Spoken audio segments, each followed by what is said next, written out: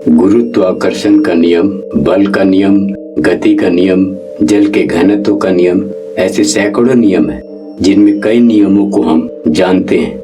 ये सारे नियम प्राकृतिक हैं जिन्हें वैज्ञानिकों ने खोजा, उसे एक स्वरूप दिया और प्रमाणिक हो गया। ये सारे नियम प्रकृति के गतिविधि, सक्रियता और घटना पर आधारित है।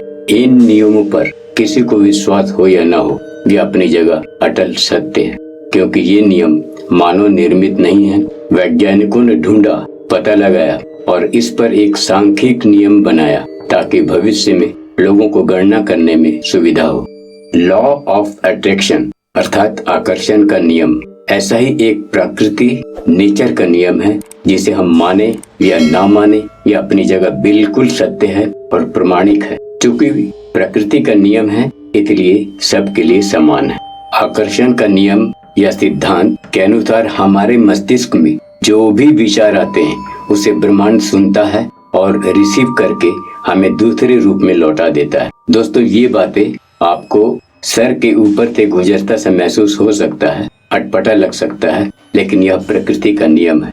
आइए इसे थोड़ा बारीकी से समझते हैं। हमारे ब्रेन में दो तरह के विचार आते हैं, नेगेटिव और पॉजिटिव। क्योंकि हर दिन हमारे मस्तिष्क में लगभग 60,000 थॉट्स आते हैं, जिनमें ज्यादा थॉट्स नेगेटिव ही होते हैं। इसे हम खुद भी महसूस कर सकते हैं। क्योंकि हमारे जीवन में थॉट्स, घटना, परिस्थितियां, इंफॉर्मेशंस ज्यादातर नेगेटिव ही होते हैं और टीवी, न्यूज़पेपर, सोशल मीडिया से भी हमें हर दिन बड़े पैमाने पर नेगेटिविटी ही मिलता रहता है, जिसे हम बहुत इजी वे में ले लेते हैं। इस प्रकार हमारा मस्तिष्क नेगेटिविटी से निरंतर प्रभावित होता रहता है, जिसका इफेक्ट हमारे थिंकिंग पैटर्न पर अस्थायी रूप से पड़ता जाता है। In whole point of view से देखे तो पूरे विश्व में ये नेगेटिविटी कार्बन डाइऑक्साइड और विषैले गैसों की तरह निरंतर बढ़ता ही जा रहा है। क्योंकि लॉ ऑफ अट्रैक्शन का नियम है कि जो हम सोचते हैं प्रकृति द्वारा हमें वही मिलता है। सामान्यतः हमारी सोच होती है, उसका चेहरा बड़ा मनहूस है, मेरा मैथ बहुत वीक है, बिना 4 कप चाय का मेरा नहीं चलता, मेरा समय ही खराब चल रहा है, सारा नसीब का चक्कर है, मैं ज्यादा देर तक खड़ा नहीं हो सकता, मुझे भूलने की आदत हो गई है, आदि आदि।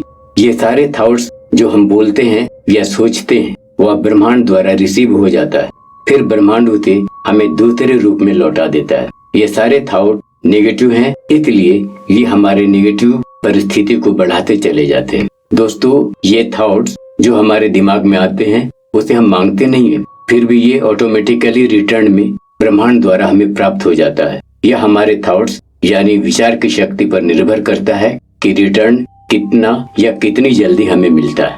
आइए अब हम थॉट्स की शक्ति को समझते हैं। दोस्तों, मंदिरों में घंटा के बजने की आवाज आपने सुनी होगी। घंटा के बजने के बाद भी उसका वाइब्रेशन, प्रकंपन कुछ सेकंड तक चलता रहता है।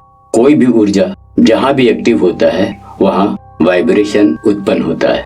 हमारा हृदय धड़कता है, वहाँ प्रकंपन यानी वाइब्रेशन होता है। हमारी नाड़ी, फेफड़े में भी एक्टिविटी होती है। लेकिन इंटरेस्टिंग बात तो यह है कि जो अंग हमारे फिजिकली एक्टिव नहीं है वहाँ भी वाइब्रेशन होता है, जिसे मशीनों द्वारा मेजर किया जाता है। यह हुई हमारे शरीर के अंगों की बात। लेकिन दोस्तों, आपको जानकर आश्चर्य होगा कि हमारे चारों तरफ जो भी वस्तुएं हैं उसे अगर किसी शक्तिशाली माइक्रोस्कोप से देखा जाए तो आप पाएंगे कि हर वस्तु के अंदर जो भी एटॉम, मॉलिक्यूल्स है वे सब एक्टिव है एक अद्वितीय ऊर्जा के द्वारा। और इस एक्टिविटी से हर वस्तु से वाइब्रेशन उत्पन्न हो रहा है। यह मेरा कोई व्यक्तिगत सोच या ज्ञान नहीं है, बल्कि यह पूरी तरह साइंटिफिक है। इस वाइब्रेशन की शक्ति को फ्रीक्वेंसी द्वारा आंका जाता है। वाइब्रेशन की अलग अलग स्थिति में अलग अलग फ्रीक्वेंसी होती है, लेकिन निर्जीव वस्तुओं की फ्रीक्वेंसी लगभग स्थिर होती है। इसी तरह हमारे विचारों की भी फ्रीक्वेंसी होती है जो वेरी करता है। इस फ्रीक्वेंसी को कुछ टेक्निक द्वारा बूस्ट किया जा सकता है। जब हम सोचते हैं तो उस समय हमारा मस्तिष्क एक विशेष फ्रीक्वेंसी में वाइब्रेट करता है और हमारा विचार एक खास फ्रीक्वेंसी वायुमंडल में रिलीज करता है, जिसे ब्रह्मांड अर्थात कॉस्मिक एनर्जी रिसीव कर लेता है और फिर उसे दूसरे रूप में हमें भेज देता है। यह हुआ हमारे विचारों के साथ ब्रह्मांड का जुड़ाव की बात।